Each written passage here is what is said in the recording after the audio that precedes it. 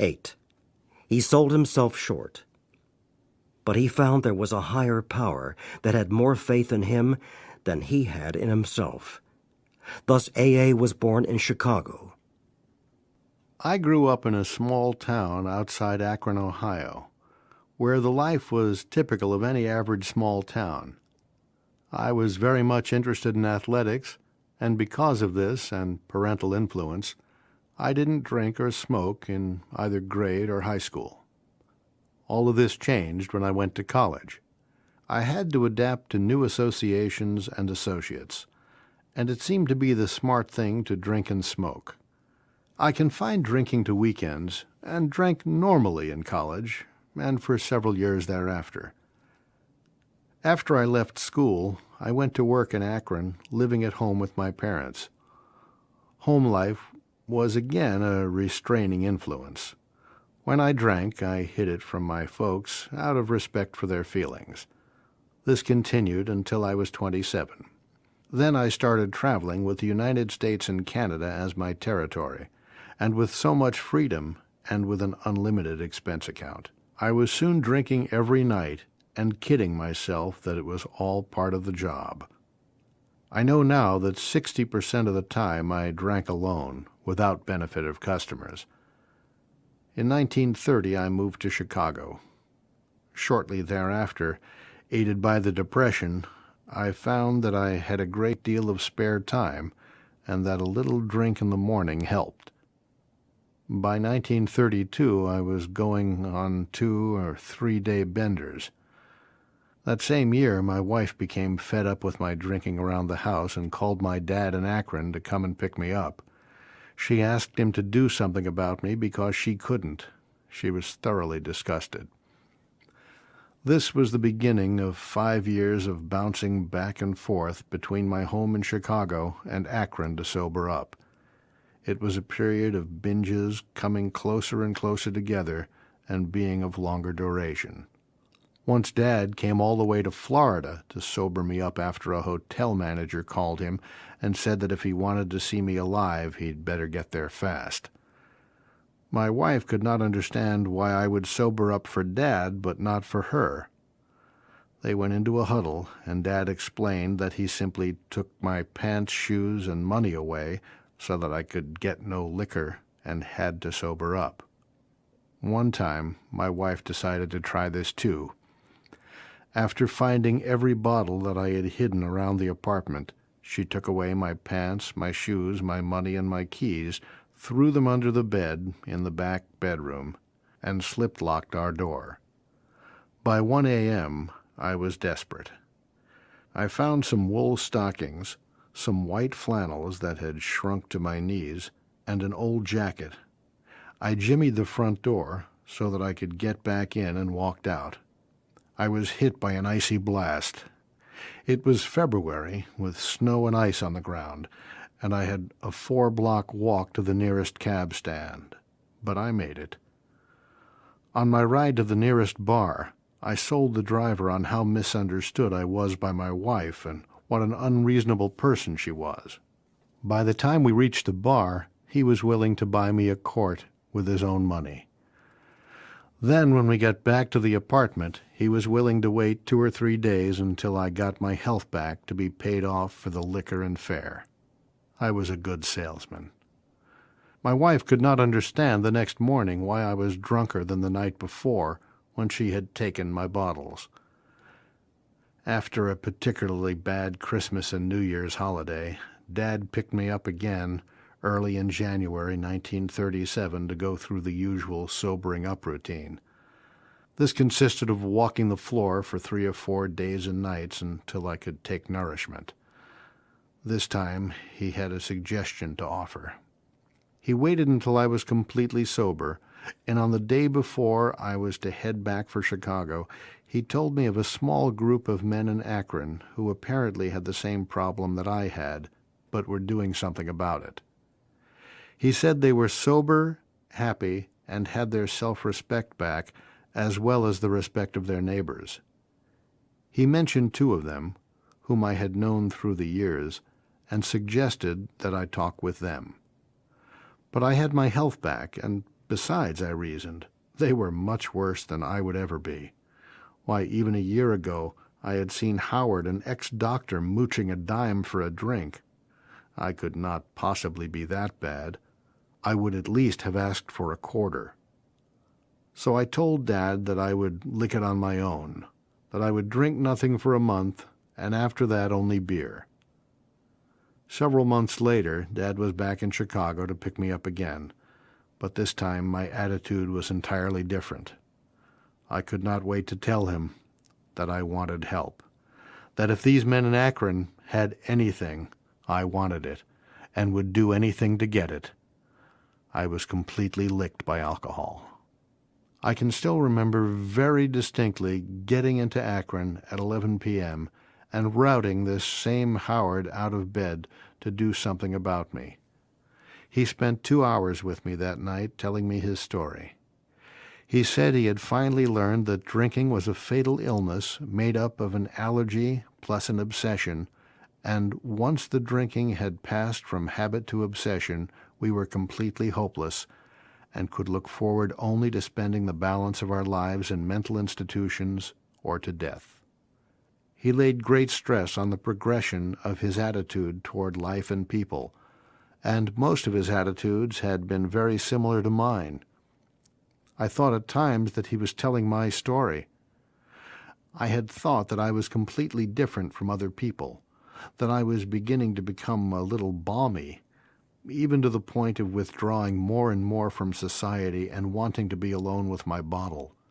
Here was a man with essentially the same outlook on life, except that he had done something about it. He was happy, getting a kick out of life and people, and beginning to get his medical practice back again.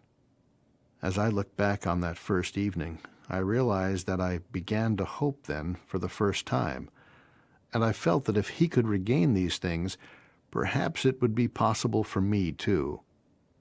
The next afternoon and evening, 2 other men visited me, and each told me his story and the things that they were doing to try to recover from this tragic illness. They had that certain something that seemed to glow, a peace, a serenity combined with happiness.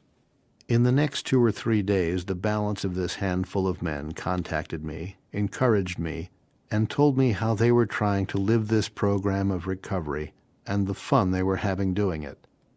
Then, and then only, after a thorough indoctrination by 8 or 9 individuals, was I allowed to attend my first meeting. This first meeting was held in the living room of a home and was led by Bill D., the first man that Bill W. and Dr. Bob had worked with successfully. The meeting consisted of perhaps 8 or 9 alcoholics and 7 or 8 wives. It was different from the meetings now held. The big AA book had not been written, and there was no literature except various religious pamphlets. The program was carried on entirely by word of mouth. The meeting lasted an hour and closed with the Lord's Prayer.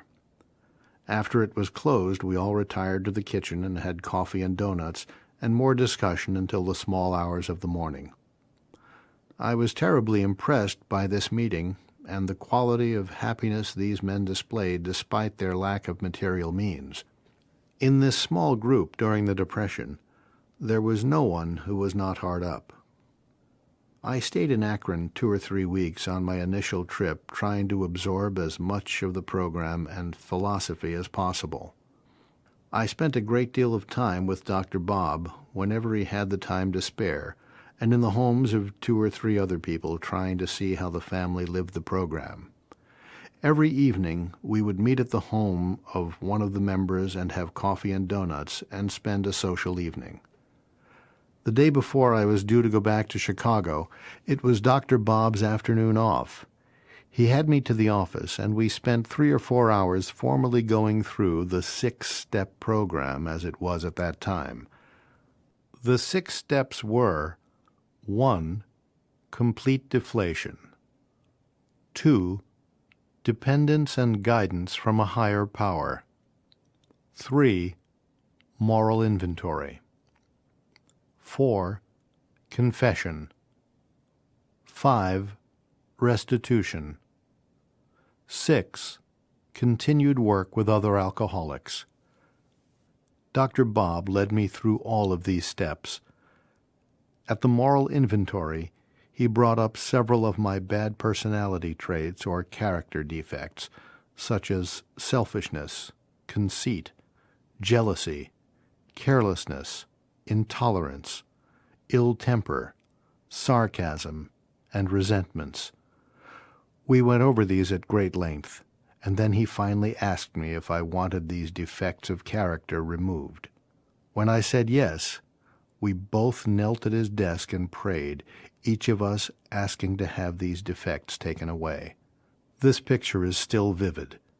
If I live to be 100, it will always stand out in my mind. It was very impressive, and I wish that every AA could have the benefit of this type of sponsorship today. Dr. Bob always emphasized the religious angle very strongly, and I think it helped. I know it helped me.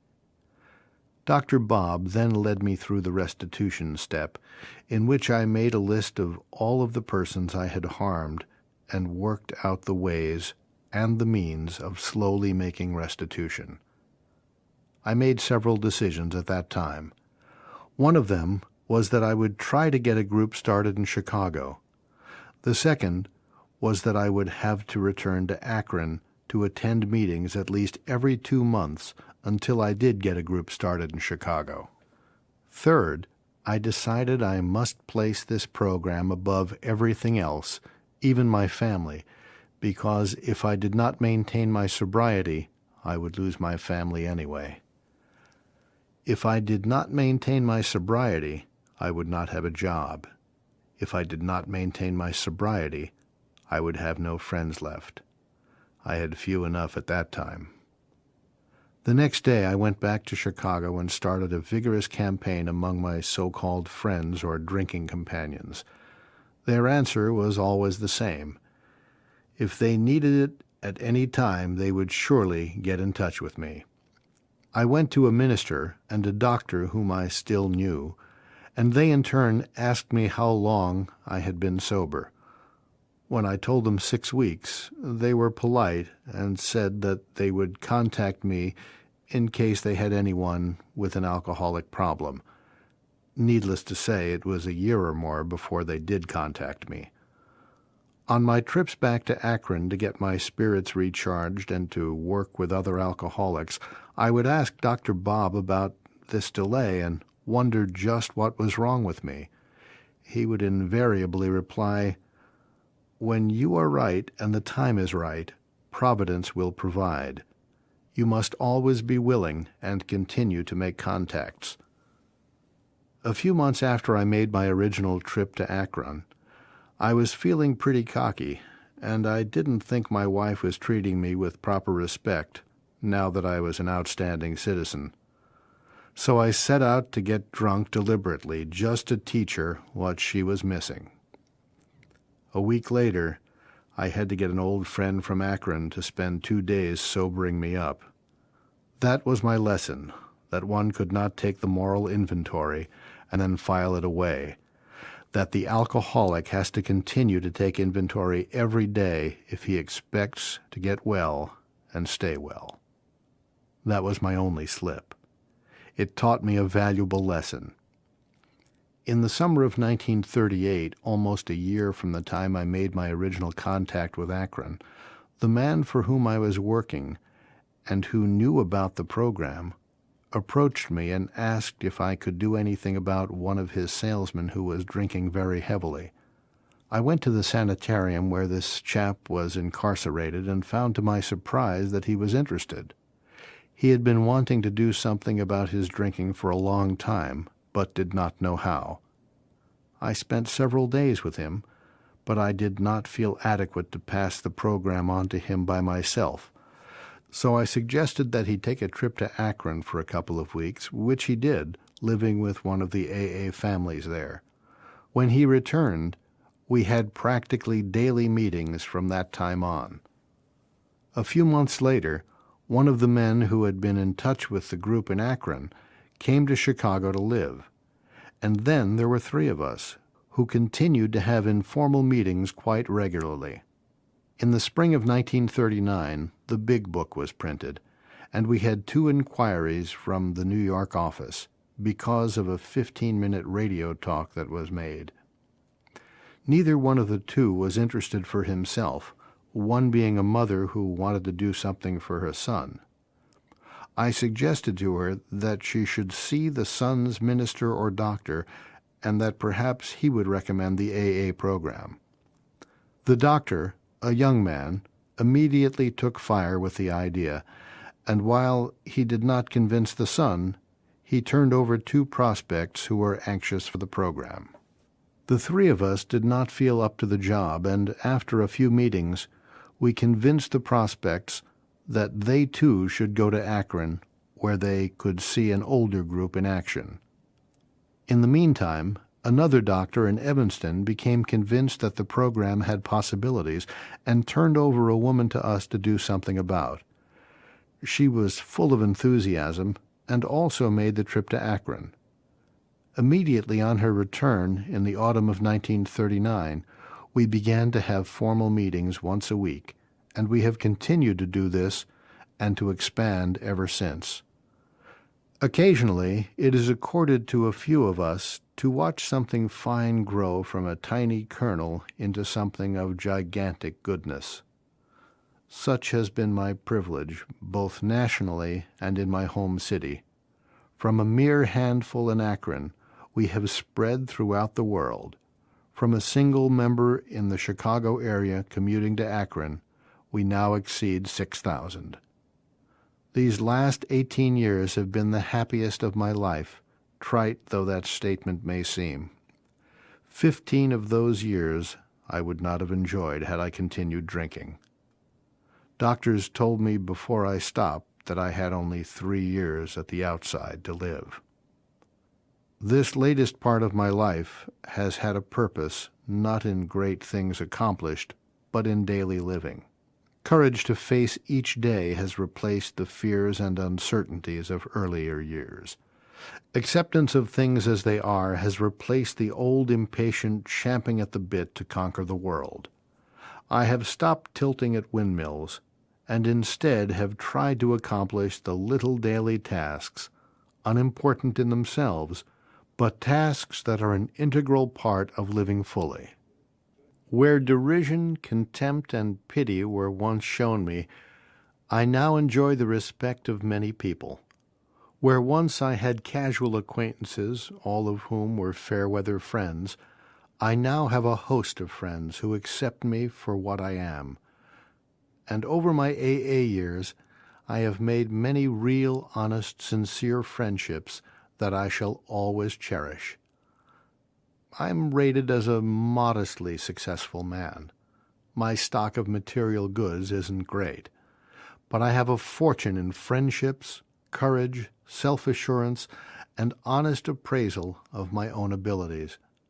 Above all, I have gained the greatest thing accorded to any man, the love and understanding of a gracious God who has lifted me from the alcoholic scrap heap to a position of trust, where I have been able to reap the rich rewards that come from showing a little love for others and from serving them as I can.